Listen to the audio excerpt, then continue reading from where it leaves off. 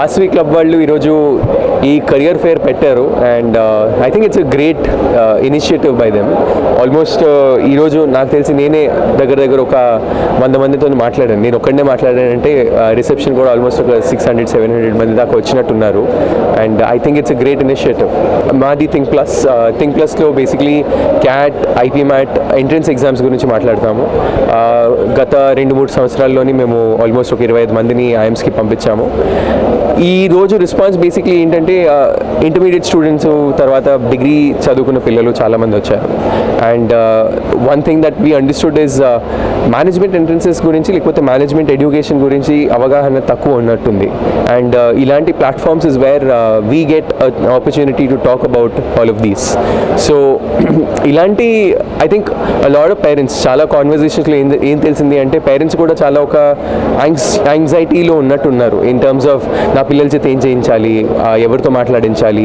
I think solution for this is platforms like these. ఎక్కడైతే మాలాంటి వాళ్ళు ఎడ్యుకేషన్ సెక్టర్లో పనిచేస్తున్నామో and we have information about ఎక్కడ పంపిస్తే బాగుంటుంది అని, బట్ పేరెంట్స్కి యాక్సెసిబిలిటీ ఉండదు కాబట్టి this is like a solution to resolve for that. And specifically మా వరకు అంటే really happy about the turnout. నాకు తెలిసి easily we've reached out to 60 odd kids and most probably we'll have good conversations with them. మా BBA ప్రోగ్రామ్కి కూడా interest అనేది వచ్చింది. So we're really happy about that. Think plus మొదలు పెట్టింది 3 years ముందు అని చెప్పినట్టు మేము బేసిక్లీ టాప్ బీ స్కూల్స్, ఇండియాలో ఉన్న టాప్ బీ స్కూల్స్ నుంచి పాస్ అవుట్ అయ్యి మళ్ళీ మా ఎడ్యుకేషన్ సెక్టర్లోకి తిరిగి వచ్చాము. అండ్ పెద్ద సిటీస్లోని లేకపోతే మా ప్రీవియస్ జాబ్స్లోని చూసింది ఆ స్కిల్ గ్యాప్ గురించి కానీ లేకపోతే ఆపర్చునిటీ ఎక్స్పోజర్ గ్యాప్ గురించి కానీ, లేదా మేము మా స్టూడెంట్స్ని ఐఎమ్స్కి పంపించినప్పుడు వాళ్ళకి దొరుకుతున్న ఆపర్చునిటీస్ కానీ ఇవన్నీ చూసి మేము అనుకున్నది ఏంటంటే మరి మన పిల్లలు వైజాగ్ లాంటి ఒక చిన్న సిటీలో ఉన్నప్పుడు ఇలాంటి ఆపర్చునిటీస్ ఎక్కడి నుంచి క్రియేట్ చేస్తాము అనేది ఒక డీప్ థాట్ నుంచి మేమైతే స్టార్ట్ చేస్తాం థింక్ ప్లస్.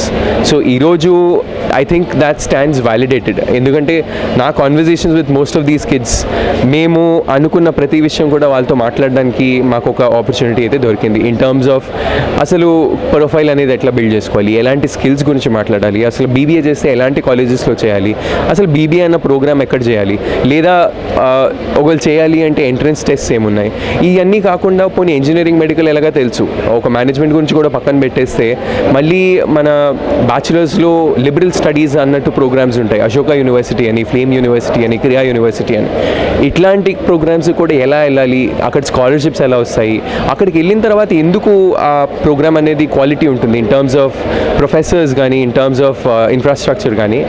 సో తక్కువకి సెటిల్ అవ్వకుండా dream big and achieve more or a lot is the fundamental that we believe in. And I think ఈరోజు we were able to do that. We were able to communicate the same to the students, పిల్లలకి. And hopefully అది తీసుకొని చాలామంది వైజాగ్లోనే సీమితం అయిపోకుండా మన పెద్ద states కానీ పెద్ద ఇన్స్టిట్యూట్స్ కానీ even if possible go out of the country and explore a lot more and do a lot more bigger things. That is the fundamental crux for us as educators and us as think plus education. One of the questions మాకు వచ్చింది ఏంటంటే అసలు ఐఎమ్స్లోకి ఎలా వెళ్ళాలి. దానికి మేము చెప్పింది basically 2 దారులు ఉన్నాయి. ఒకటి 12th అయిపోయిన తర్వాత ఐపీ మ్యాట్ అన్న ఎగ్జామ్ ఇచ్చి ఐపీ మ్యాట్ ఎగ్జామ్ తర్వాత ఒక 3-year ప్రోగ్రామ్ ఉంటుంది plus 2 years. So integrated program and management అని ఉంటుంది. రెండోది ఒక ఐఎంలోకి వెళ్ళాలి అంటే డిగ్రీ ప్రోగ్రామ్ అయిపోయిన తర్వాత, అంటే మనం బీటెక్ చేసినా, BSc చేసినా, బీకామ్ చేసినా, BBA చేసినా, క్యాట్ రాసి క్యాట్ తర్వాత మళ్ళీ మాస్టర్స్ MBA చేయడానికి టాప్ బీ స్కూల్స్లోకి వెళ్ళేది ఎలా ఉంటుంది అనేది.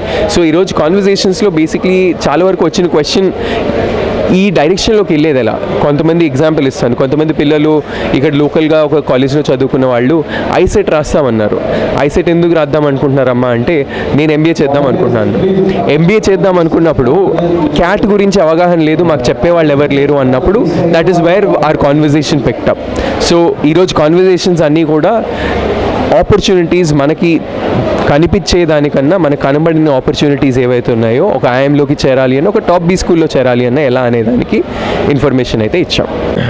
ఒక విధంగా చూస్తే కాన్ఫిడెన్స్ అన్నా లేకపోతే నమ్మకం.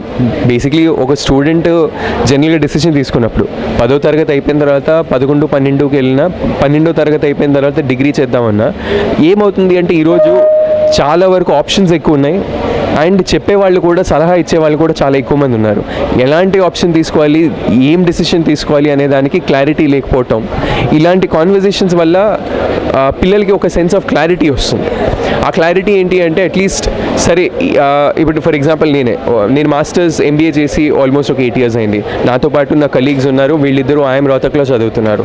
సో పాయింట్ ఏంటంటే ఆ డైరెక్షన్లో వెళ్ళిన వాళ్ళు, అది చేసిన వాళ్ళు, అది చేసిన తర్వాత ఏమవుతుంది అనేది చెప్పడానికి ఉన్నప్పుడు వాళ్ళకు ఒక సెన్స్ ఆఫ్ క్లారిటీ, అచ్చా ఎవరో ఏదో విని చూసి చెప్పింది కాదు, చేసి అది అనుభవించి చెప్పింది అనేది క్లారిటీ వస్తుంది.